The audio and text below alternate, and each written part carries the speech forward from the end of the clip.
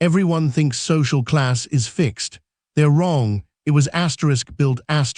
London's sprawling urban landscape, a testament to centuries of change, holds a hidden story within its very fabric.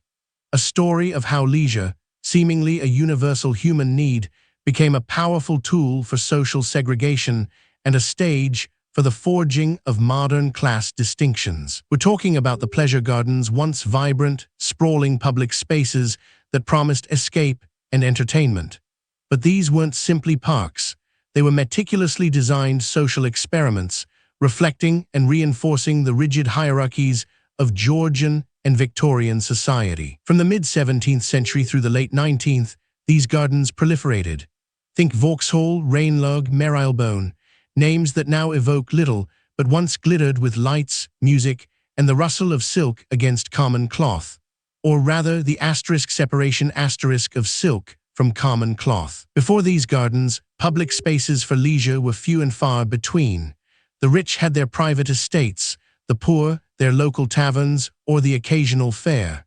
There was no real middle ground where different strata might mingle, even accidentally, or so it seemed. Vauxhall Gardens, established around 1660, was perhaps the grandest and longest-lived. Initially, it was conceived as a place for all, a truly democratic space where entry was affordable and everyone could enjoy the music, the walks, the food, an ideal that was quickly corrupted. Its original name was New Spring Gardens, and it offered walks, groves, and a few refreshment booths. But by the 18th century, under the management of Jonathan Tyers, it transformed into a spectacle. Grand supper boxes, illuminated pathways, and elaborate musical performances. Tyers, a shrewd entrepreneur, understood the allure of exclusivity. He began to differentiate. While the entry fee remained modest, the experience became stratified. The best supper boxes, the prime viewing spots, the most attentive service, these were reserved. The price of refreshments, for example, was exorbitant. A small wine and ham could cost more than a laborer's daily wage. This wasn't accidental. It was a subtle, yet effective, barrier. The poor could enter, but they couldn't truly participate in the leisure. Ranelagh Gardens, opened in 1742, took this stratification even further. Its centerpiece was the rotunda, a magnificent domed structure where patrons would promenade, sip tea, and engage in polite conversation. Entry was considerably more expensive than Vauxhall. Ranelagh catered almost exclusively to the upper echelons, the aristocracy, the gentry, and the burgeoning wealthy merchant class. Here, one didn't merely observe society, one was society, and the rules of engagement were strict. Dress codes, though unwritten, were implicitly enforced. A gentleman would wear his finest coat, a lady her most elaborate gown.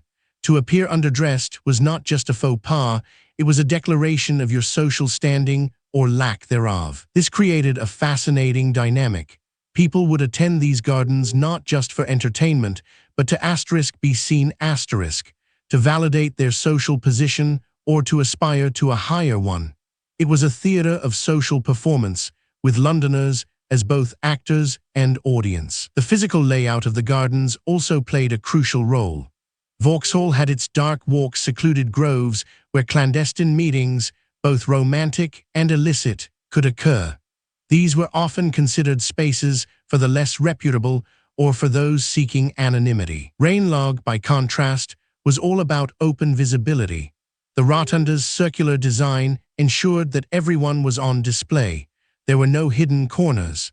It was a space designed for observation and judgment, reinforcing the rigid social codes of the elite. The decline of the pleasure gardens, particularly Vauxhall and Ranelagh, in the early to mid-19th century, mirrored the profound shifts in London society. The Industrial Revolution brought new money, new classes, and a new demand for entertainment. The old guard of the aristocracy found new, private forms of entertainment, like exclusive clubs and private parties.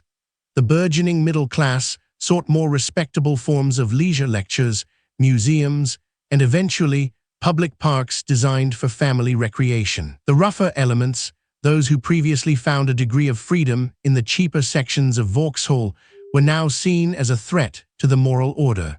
Social reformers pushed for spaces that promoted temperance and wholesome activities. The pleasure gardens, once grand stages for social interaction, became outdated. They couldn't adapt to the changing notions of public morality, privacy, and the ever-shifting landscape of class identity. Vauxhall closed its gates for good in 1859, but their legacy endures. These gardens weren't just places of amusement, they were crucibles where social class was not just observed, but actively shaped.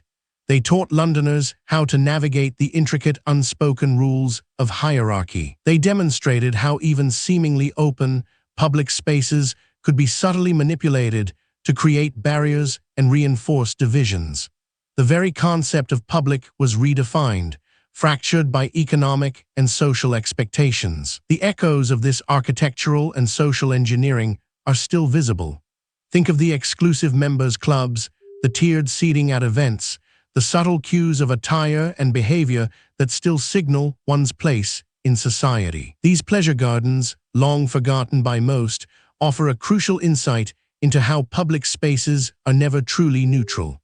They are reflections of power, wealth, and aspiration, constantly shaping and reshaping the very fabric of our communities. The story of London's pleasure gardens is a powerful reminder that history isn't just about grand political narratives. It's also about the intimate, everyday spaces where human interaction and social identity are quietly, profoundly molded. Uncover more hidden histories by exploring another forgotten corner of the world with us next time.